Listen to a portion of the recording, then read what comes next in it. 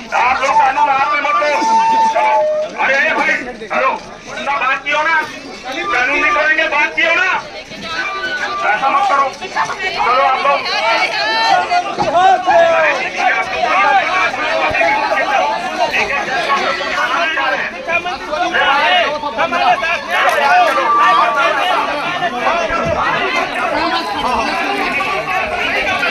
अभी तक आप लोगों ने अच्छे तरीके से आंदोलन किया है, इस आंदोलन को अच्छे तरीके से करो, ये इस तरीके से मत करो। मैडम मैं आपका हाथ जोड़ता हूँ, मत करो ऐसा। ये तरीके से आपकी मांग पूरी नहीं होगी, इस तरीके से आपकी मांग पूरी नहीं होगी। आप ऐसा कानून हाथ में लोगे, वैसा मांग पूरी नहीं होगी। आप ये मान कर चलो, ये तरीका ठीक नहीं है। उठ जाओ, सीधे उठ जाओ, मत करो ऐसा, आप मत करिए। नमस्कार दोस्तों, जय जोहार। मैं कौशल तिवारी और बिहिनिया संध्या में आपका स्वागत है। लेके काम मत करो, आप लोगों को मैं बार-बार बोल रहा हूँ। ओ मैडम, मैडम क्यों कर रहे हो ऐसा? जब बोल रहा हूँ आप लोगों को कानून हाथ में मत लो, कानून हाथ में मत लो, लेके जाओ, लेके जाओ। अच्छा चल उठा ले। आप लोग कानून हाथ में मत लो। अरे भाई हेलो, सुनो, बात कियो ना, कानून नहीं करेंगे, बात कियो ना। चुनाव जीतने से पहले और चुनाव जीतने के बाद सत्ता का अजब गजब रवैया होता है, कैसे बदल जाता। गिरगिट भी रंग बदलता है, वह भी इन नेताओं के सामने कैसे फेल हो जाता है। इसका उदाहरण छत्तीसगढ़ में आप देख सकते हैं।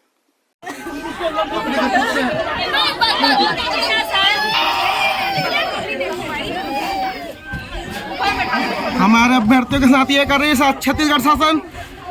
नहीं कर रहे तो खुद ही इनका कपड़ा भारी है सर, कपड़ा भारी है इनका,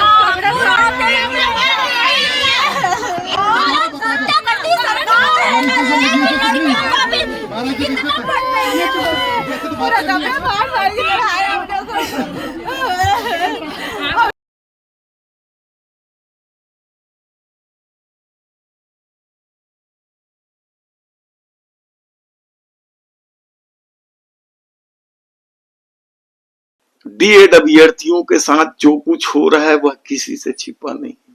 किस तरीके से डीएड अभ्यर्थी आमरण अनशन कर रहे हैं, उनकी तबीयत बिगड़ रही है। 24 दिसंबर से वे बैठे हैं, 1 महीने होने जा रहा है, सरकार कोई सूद नहीं ले रही। बात तो करनी चाहिए थी, लेकिन लगातार उनकी तबीयत बिगड़ रही है। और अब तो शिक्षा मंत्री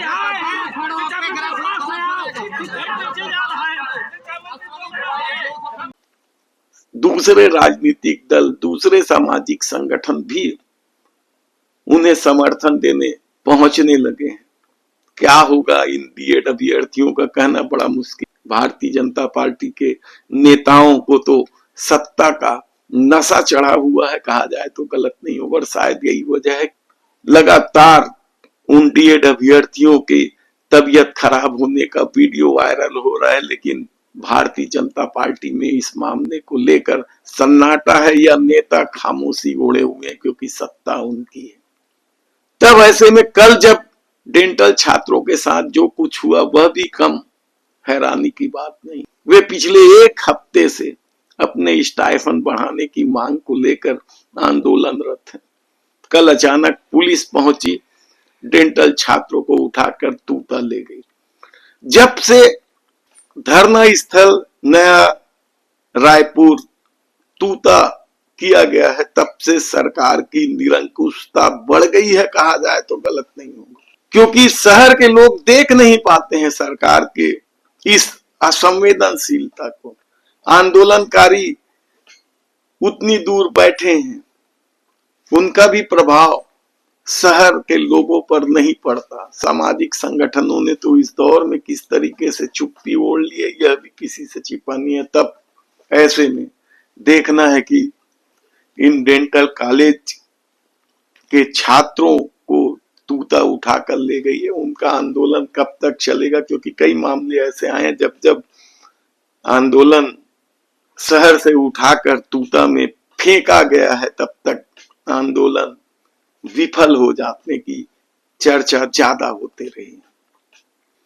चुनाव जीतने के लिए भारतीय जनता पार्टी ने किस किस तरह की मोदी की गारंटी नहीं दी थी, किस किस तरह का संकल्प पत्र जारी नहीं किया था। 2 साल बीत जाने के बाद भी यदि उन संकल्पों का, उन मोदी के गारंटियों का कोई अता पता नहीं है तो इसे क्या किया जाए। 3100 रुपए में धान खरीदी का मामला लागू तो कर दिया गया, लेकिन किसान किस तरीके से परेशान है यह किसी से छिपा नहीं। और अब तो सवाल उठ रहे हैं कि सरकार किसानों का धान ही नहीं खरीदना चाहती। तब महतारी वंदन योजना को लेकर भी बड़े बड़े दावे थे कि सभी महिलाओं को मिलेगी। कलेक्टर, एसपी और जो वर्तमान में उप मुख्यमंत्री हैं विजय शर्मा, उन्होंने तो कहा था कि सबको मिलेगा।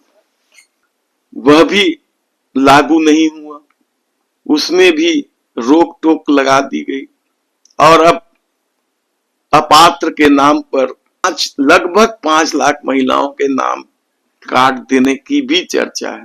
तो युवाओं को नौकरी के नाम पर भी किस तरीके से मोदी के गारंटी के नाम पर छला गया। 57,000 शिक्षकों की भर्ती की गारंटी थी, 5,000 का दावा अब सरकार कर रही है कैबिनेट में। 21 तारीख को पास भी हुआ, इस पर चर्चा हुआ कि अब 5,000 भर्ती शुरू हो जाएगी, लेकिन कब होगी, कब नोटिफिकेशन जारी होगा, कहना बड़ा मुश्किल है। तब ऐसे रसोइया संघ भी आक्रोशित है। रसोइया संघ तो शिक्षा मंत्री से, मुख्यमंत्री से मिलने के लिए जब दल बल के साथ आ रहे थे तो महासमुंद के घोड़ारी घाट में उन्हें रोक दिया गया। पुलिस के साथ उनकी झड़प भी हुई और गुस्से में वे लोग वहीं बैठ गए थे। रोड लंबा जाम रहा। उनके साथ भी भारतीय जनता पार्टी ने वादा किया था, 2 साल बाद भी पूरा नहीं हुआ। आधा दर्जन मांगे हैं उनके। ऐसे में एक और खबर जो भारतीय जनता पार्टी के रीति नीति को उजागर करता है, सुनकर चौंक जाएंगे कि किस तरीके से हिंदू संगठन खामोश बैठा है। 4 शंकराचार्य सनातन धर्म के प्रमुख स्तंभ माने जाते हैं। उनमें से एक शंकराचार्य अविमुक्तेश्वरानंद जी महाराज के साथ जो कुछ मौनी अमावस्या के दिन उत्तर प्रदेश में हुआ, इलाहाबाद में हुआ, उसे लेकर अब संत समाज आक्रोशित है। लेकिन एक संत समाज तो विश्व हिंदू परिषद के सदस्य, उनके लिए हिंदुत्व और सनातन का मतलब केवल भारतीय जनता पार्टी, मोदी और आरएसएस है। वे लोग आलोचना भी कर रहे हैं। लेकिन अब जब चारों शंकराचार्यों ने एक सुर में योगी आदित्यनाथ के इस रवैये को लेकर आलोचना शुरू कर दी है, तो क्या आने वाले दिनों में अब संत समाज भी 2 खेमों में विभाजित हो जाएगा। कहना कठिन है, क्योंकि इस दौर में जिस तरीके से हर क्षेत्र में विभाजन की रेखाएं खींची गई, जाति के नाम पर, धर्म के नाम पर, चुनाव जीतने के लिए जो खेल खेला गया है। आप कहेंगे धर्म के नाम पर तो ठीक है, दिखाई देता है, जाति के नाम पर भी खेला गया। उत्तर प्रदेश में गैर यादव समीकरण, हरियाणा गैर जाट समीकरण। इस तरीके से एक जाति के खिलाफ किस तरीके से बाकी जाति के लोगों को भड़काकर राजनीति की गई, यह सत्ता हासिल करने की कोशिश की गई, यह किसी से छिपा नहीं। और यह खेल प्रांत दर प्रांत चलता चला जा रहा है। ऐसे में देखना है कि अब जब शंकराचार्य जी को अपमानित करने को लेकर पूरे देश भर में आंदोलन शुरू हो गया है।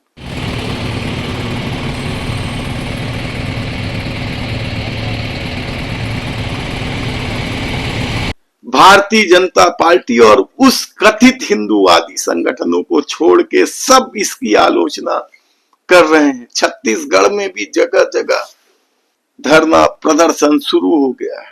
अभी पुतला दहन किया है और ये जाकर अभी मुक्तेश्वरानंद जी से साधु सन्यासियों से माफी मांगे, नहीं तो इनके खिलाफ जिला कांग्रेस कमेटी के अध्यक्ष के द्वारा उग्र आंदोलन किया जाएगा। भारतीय जनता पार्टी जो सनातन धर्म के आड़ में रोटी सेकती है राजनीतिक, आज हमारे धर्म गुरु शंकराचार्य जी महाराज, साधु संत बटुक महाराजों को बाल चोटी को खींच खींच कर मारा गया। शर्म आना चाहिए इस सरकार को और इनके ठेकेदारों को जो धर्म के ठेकेदार बनते हैं। कहाँ की घटना है? ये उत्तर प्रदेश की घटना है, प्रयागराज की घटना। मौनी अमावस्या के दिन विधायक सांसद लोग जाते हैं, लेकिन शंकराचार्य जी को जाने से रोका गया।